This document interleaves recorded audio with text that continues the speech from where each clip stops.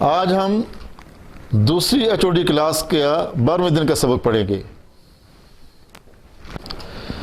جی، مشکل الفاظ یاد ہونے کے بعد ہم آتے ہیں ان آیات کے ترجمے کی طرف۔ آیت نمبر 2، یہ اس کا پہلا حصہ ہے۔ هو اللہ الذی لا الہ الا ہو عالم الغیب والشہادہ هو الرحمن الرحیم۔ وہی اللہ ہے جس کے سوا کوئی اور عبادت کے لائق نہیں، وہ جاننے والا ہے پوشیدہ چیزوں کا اور ظاہر چیزوں کا، وہ بڑا مہربان انتہائی رحم فرمانے والا ہے۔ جی، آیت نمبر 2 کا دوسرا حصہ۔ هو اللہ الذی لا الہ الا ہو الملک القدوس السلام المؤمن المہیمن العزیز الجبار المتکبر سبحان اللہ عما یشرکون۔ وہی اللہ ہے جس کے سوا کوئی اور عبادت کے لائق نہیں، وہ حاکم ہے، نہایت پاک ہے، سب عیبوں سے صاف ہے، امن دینے والا ہے، نگہبان ہے، غالب ہے، خود مختار ہے، بڑی عظمت والا ہے۔ اللہ اس شرک سے پاک ہے جو لوگ کر رہے ہیں۔ آیت نمبر 2 کا یہ تیسرا حصہ۔ هو اللہ الخالق البارئ المصور لہ الاسماء الحسنى یسبح لہ ما فی السماوات والارض وہو العزیز الحکیم۔ وہ اللہ ہے پیدا کرنے والا، بنانے والا، صورت عطا کرنے والا، اس کے نہایت اچھے نام ہیں۔ ہر چیز خواہ آسمانوں میں ہے یا زمین میں اس کی حمد و ثنا بیان کرتی ہے، اور وہی غالب ہے اور حکمت والا ہے۔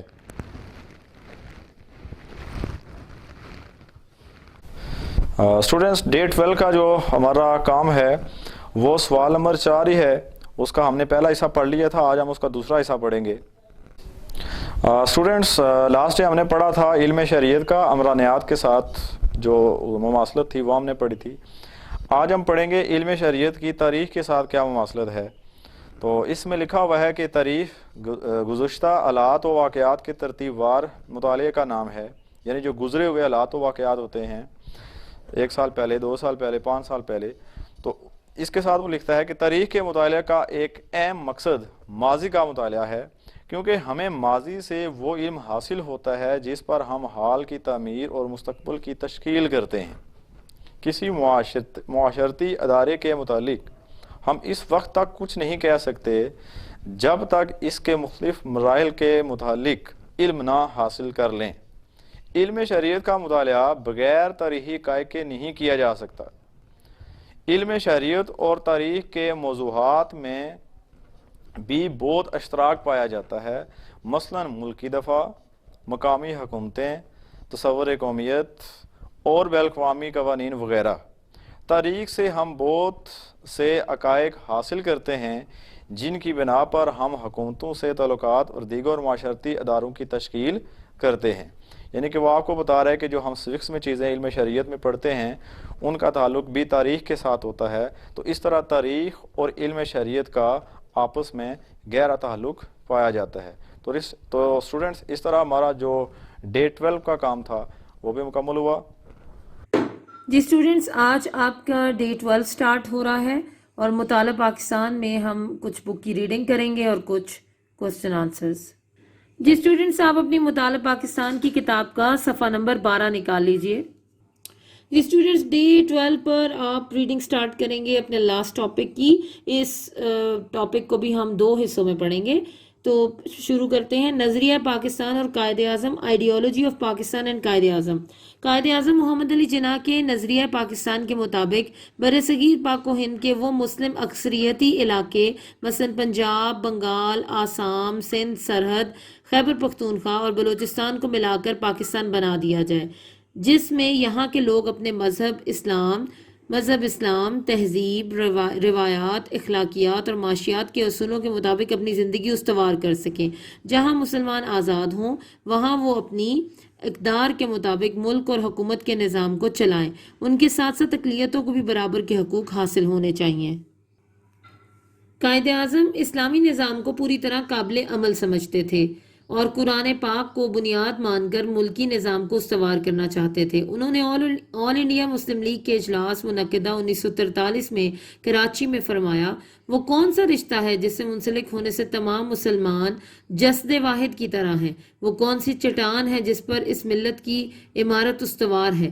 وہ کون سا لنگر ہے جس سے اس امت کی کشتی محفوظ کر دی گئی ہے؟ وہ رشتہ، وہ چٹان، وہ لنگر خدا تعالیٰ کی کتاب قرآن مجید ہے۔ یہ کچھ ایسے ہی بچے کسی نے مس پرنٹ کیا ہوا ہے، اوپر کچھ لکھا ہے تو یہ میں ریڈنگ نیچے سے دیکھ کر رہی ہوں۔ وہ لنگر خدا تعالیٰ کی کتاب قرآن مجید ہے۔ مارچ 1944 میں طلبہ سے مخاطب ہوتے ہوئے آپ نے فرمایا، ہمارا رہنما اسلام ہے اور یہی ہماری زندگی کا مکمل ضابطہ ہے۔ ہمارا رہنما اسلام ہے اور یہی ہماری زندگی کا مکمل ضابطہ ہے۔ آپ نے علی گڑھ میں خطاب کرتے ہوئے نظریہ پاکستان کو ان الفاظ میں واضح کیا، پاکستان کے مطالبے کا محرک اور مسلمانوں کے لیے جداگانہ مملکت کی وجہ کیا تھی؟ تقسیم ہند کی ضرورت کیوں محسوس ہوئی؟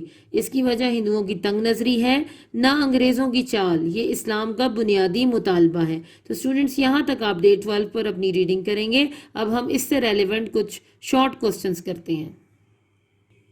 اسٹوڈنٹس ڈے 12 پر ہم یہ 2 شارٹ کوسچنز کریں گے۔ پہلے یہ قائد اعظم محمد علی جناح نے قومیت کے بارے میں کیا فرمایا، اور پھر یہ پاکستان میں اقلیتوں کے حقوق کے بارے میں قائد اعظم نے کیا فرمایا۔ تو یہ دونوں سوال ہم ابھی نوٹ سے پڑھتے ہیں۔ جی اسٹوڈنٹس آپ اپنے نوٹس نکال لیجئے۔ جی اسٹوڈنٹس یہ لاسٹ میں جو کوسچن ہے، قائد اعظم محمد علی جناح نے قومیت کے بارے میں کیا فرمایا، اس کا آنسر پڑھتے ہیں۔ قومیت کے بارے میں قائد اعظم محمد علی جناح نے فرمایا، قومیت کی جو بھی تعریف کی جائے، مسلمان اس تعریف کی روح سے الگ قوم ہے، وہ اس بات کا حق رکھتے ہیں کہ اپنی الگ مملکت قائم کریں۔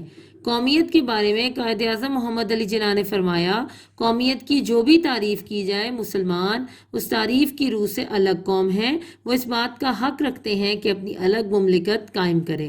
اس کے بعد نیکسٹ کوسچن ہم یہ پڑھیں گے، پاکستان میں اقلیتوں کے حقوق کے بارے میں قائد اعظم محمد علی جناح نے کیا فرمایا؟ قائد اعظم محمد علی جناح نے اقلیتوں کے حقوق کے بارے میں واضح طور پر فرمایا کہ پاکستان میں اقلیتوں کو تحفظ دیا جائے گا اور ان کو اپنے عقائد اور مذہب پر عمل کرنے اور اپنی ثقافت اور روایات کو ترقی دینے کی مکمل آزادی ہوگی۔ تو اسٹوڈنٹس یہ دونوں کوسچنز آپ نے آج ڈے 12 پر اپنی مطالعہ پاکستان کی نوٹ بکس پر نوٹ بھی کرنے ہیں اور ان کو زبانی یاد بھی کرنا ہے۔ جی دوسری HOD کے 12ویں دن آپ کے جو معروضی سوالات رہ گئے ہیں وہ، اور اس کے ساتھ MCQs آپ کو پڑھائی جائیں گے۔ جی سوال، غزوہ بدر میں کافروں کو کس نے قتل کیا؟ جواب، غزوہ بدر میں کافروں کو بظاہر مسلمانوں نے قتل کیا، لیکن دراصل ان کو اللہ پاک نے تباہ و برباد کیا۔ سوال، غزوہ بدر میں اللہ تعالیٰ نے مسلمانوں پر انعامات کیوں کیے؟ جواب، اللہ نے مسلمانوں پر انعامات اس لیے کیے کہ وہ ان انعامات کے ذریعے سے مسلمانوں کو اچھی طرح آزمائے اور سچے مومن اور منافقین کا فرق اچھی طرح واضح ہو جائے۔ سوال، کافروں کو مخاطب کر کے اس قول سے اللہ تعالیٰ کی کیا مراد ہے کہ تم فتح چاہتے تھے سو فتح آ چکی؟ جواب، سرداران قریش نے بدر کے لیے روانہ ہونے سے پہلے کعبہ میں اکٹھے ہو کر یہ دعا کی تھی کہ جو گروہ حق پر ہو اسے فتح نصیب ہو۔ اس آیت میں اللہ رب العزت نے ان کی اسی دعا کی طرف اشارہ کیا ہے کہ تم حق کی فتح چاہتے تھے، سو اب وہ فتح تمہارے سامنے آ چکی ہے، لہٰذا اب تم خود ہی اندازہ کر لو کہ حق پر کون ہے۔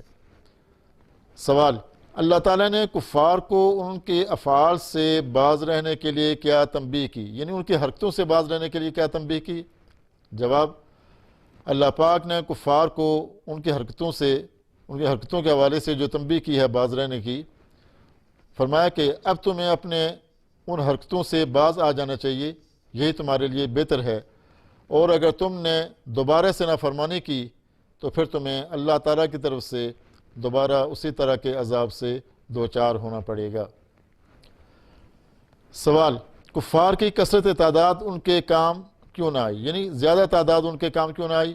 جواب، میدان جنگ میں فتح کا جو دار و مدار ہوتا ہے وہ اللہ کی مدد اور حمایت کے اوپر ہوتا ہے۔ چونکہ کفار کو اللہ پاک کی مدد حاصل نہیں، اس لیے اللہ تعالیٰ نے تعداد کی کثرت کا انہیں کوئی فائدہ نہیں پہنچایا۔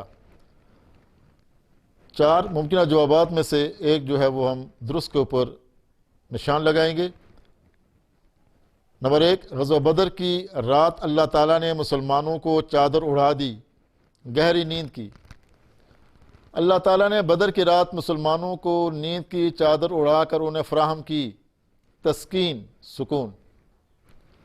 اللہ تعالیٰ نے بارش نازل کر کے مسلمانوں کو کر دیا پاک اور صاف۔ بارش سے مسلمانوں کے پاؤں مضبوطی سے جم گئے۔ موہنوں کا معنی ہے کمزور کرنے والا۔ رجز الشیطان کا معنی ہے شیطانی نجاست۔ وما رمیت اذ رمیت، یہ آیت کس صورت میں ہے؟ سورۃ الانفال۔ کفار کا برا انجام اس لیے ہوا کہ انہوں نے مخالفت کی اللہ اور اس کے رسول کی۔ اللہ کے غضب میں گرفتار ہوگا جو شخص بلا وجہ میدان جنگ سے پیٹ پھیرے گا۔ میدان جنگ سے بلا وجہ پیٹ پھیرنے والے کا ٹھکانہ ہوگا جہنم۔ انہیں تم نے قتل نہیں کیا بلکہ انہیں قتل کیا اللہ نے۔ یہ کنکریاں آپ نے نہیں ماری بلکہ ماری ہیں اللہ نے۔ ان احسانات سے مومنین کو آزمایا گیا۔ اللہ کافروں کی تدبیر کو کرنے والا ہے کمزور۔ اے کافرو، تم فتح چاہتے تھے سو فتح تمہارے پاس آ چکی۔ اس کا درست جواب ہے فتح۔ اے کافرو، اگر تم ڈیش تو یہی تمہارے لیے بہتر ہے، باز آ جاؤ تو تمہارے لیے بہتر ہے۔